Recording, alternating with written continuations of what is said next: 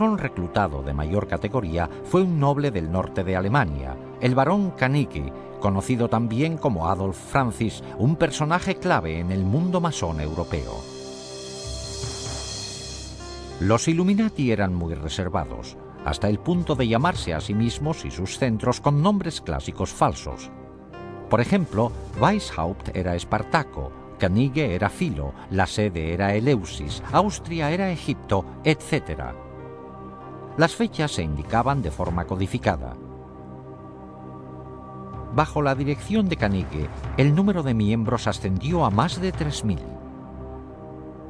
Pero un triunfo tan rápido también provocó oposición. Los jesuitas se habían opuesto a los Illuminati desde el comienzo y al final todos los sacerdotes acabaron siendo enemigos acérrimos. La Iglesia Católica se opuso a la sociedad secreta. De hecho, los sacerdotes se opusieron tanto que el gobernador de Baviera declaró a los Illuminati conspiración ilegal por edicto en 1784. Muchos Illuminati fueron encarcelados y algunos, incluido Weishaupt, fueron exiliados. Al poco tiempo, la masonería también fue eliminada de Baviera.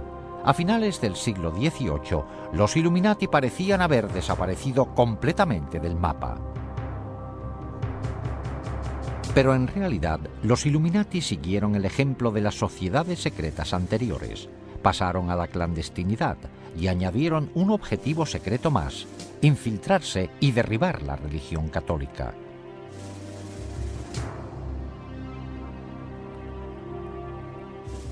Al observar el mundo hoy día, ¿qué vemos de las sociedades secretas? Existen centros masónicos abiertos en todo el mundo como una organización importante. Los templarios subsisten hoy día como organización masónica de primera categoría en el rito masónico de York. Aún sigue siendo en parte un secreto lo que ocurre dentro de los centros masónicos.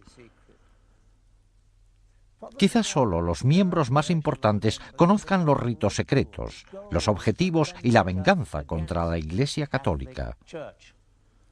Los masones y los templarios han sabido integrarse muy bien en las sociedades más respetadas del mundo. En menor grado, los asesinos han aparecido en público de vez en cuando en la historia. A principios de la década de 1800 se les vio en la India bajo la dirección del Aga Khan, al que atribuían poderes divinos. A finales de esa década, el Aga Khan les llevó a Afganistán, donde mantuvieron una relación duradera con los británicos.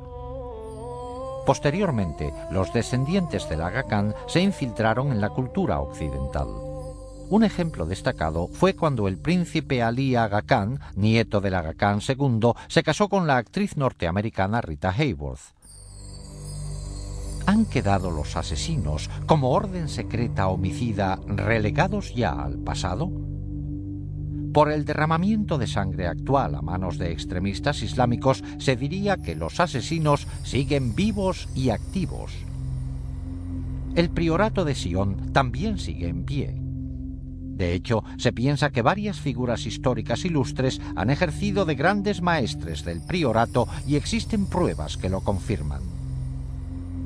En 1975 se descubrió algo en una biblioteca de París. Se encontraron unos pergaminos llamados Le Dossier Le Carré.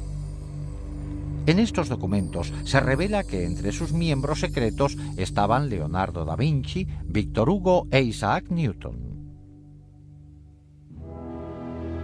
Hay quienes atribuyen al priorato la creación de la Unión Europea. Se cree que el anterior presidente de Francia, François Mitterrand, era miembro del priorato, al igual que mucha otra gente con poder.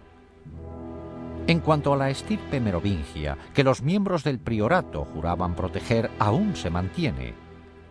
Por matrimonios entre parientes, la mayoría de las familias reales europeas pueden decir que son de ascendencia merovingia, y se dice que de estas familias reales han salido los 44 presidentes de Estados Unidos. Estas conexiones por todo el mundo a través del priorato de Sion eran el medio del que se valían los Illuminati para influir en la política y en el poder mundiales. Pero, ¿qué pasó con la sociedad más secreta de todas? Los Illuminati de Weishaupt, la hermandad que prometió unir a todas las demás sociedades secretas para dominar el mundo. ¿Sigue dedicándose activamente a su plan diabólico de dominar el mundo? Por supuesto, nuevos hechos sorprendentes descubiertos revelan que es más fuerte que nunca. El estudio de una sociedad secreta es como estudiar las corrientes de un lago.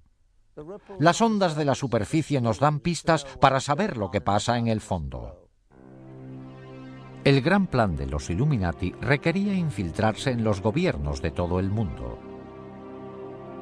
En nuestra amplia investigación nos hemos centrado solo en un objetivo, la antigua Unión Soviética, para ver cómo la manipularon los Illuminati. Un modo efectivo de lograr el control de un gobierno sería penetrar en sus servicios de espionaje. Una información recién publicada de los archivos de la KGB aporta datos inéditos. Ahora que ya no existe la Guerra Fría, se está sacando ilegalmente información secreta de cámaras cuidadosamente vigiladas en lo que antes era la Unión Soviética. Con el cambio a una economía de mercado, muchos artículos antes no disponibles para los rusos van a parar al extraperlo. Se dice que en la nueva Rusia todo se vende, incluidos secretos de Estado y los espías que los guardaban. Con el derrumbe de la Unión Soviética se disolvió la KGB.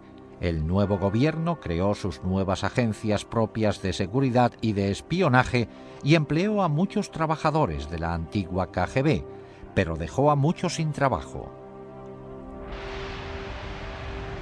Incluso a los que tenían empleo no se les pagaba a menudo lo prometido.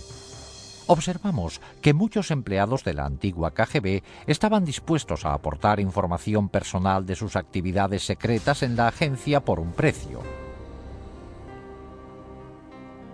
Sin embargo, cuando se mencionaba el tema de los Illuminati, ninguna cantidad de dinero podía persuadir a nadie a hablar de ello. Interpretamos esto como una señal definitiva de que íbamos por buen camino y de que estábamos a punto de correr el peligro de descubrir la presencia de la hermandad secreta en la KGB. Los antiguos empleados de la KGB estaban dispuestos a mandarnos a fuentes clandestinas donde podríamos recabar más datos, pero por nuestra cuenta y riesgo. Aunque la mayoría de las pistas resultaron ser infructuosas, vimos que con paciencia, dinero y un poco de suerte es posible adquirir documentos soviéticos secretos. Con una cámara oculta grabamos numerosos encuentros durante varios meses en que intentamos obtener material relacionado.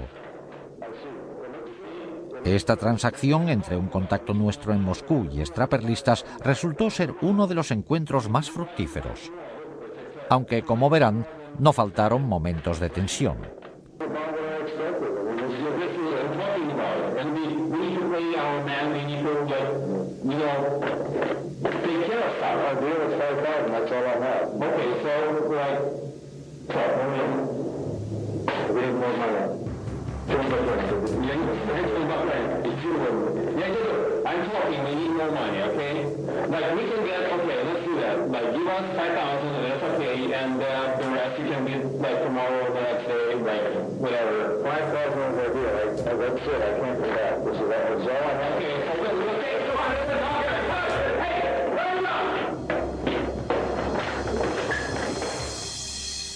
Cuando nos libramos al final de los extraperlistas, en algunos de estos documentos hallamos confirmación de la información más valiosa que nos habían contado los agentes de la antigua KGB.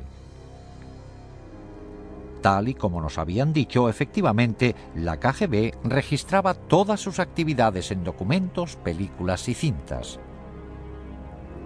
Estas se almacenaban en unas instalaciones debajo de la sede de la KGB bajo la mayor seguridad.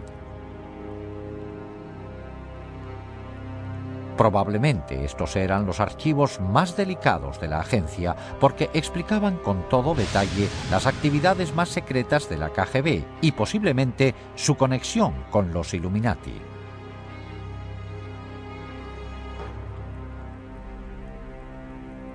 Los documentos que compramos en el mercado negro fueron todo un logro.